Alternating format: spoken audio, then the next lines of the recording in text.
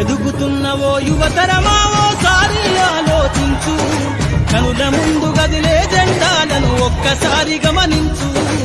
ఏళ్ల నుండి జరిగే పరిపాలన వ్యవస్థ పరిశీలించు, రాజకీయాలకు రమ్మని యువకుల పిడికిలెత్తిని నదించు. ఎదుగుతున్నవో యువతరమా ఓసారి ఆలోచించు, కనుల ముందు గదిలే జెండాలను ఒక్కసారి గమనించు.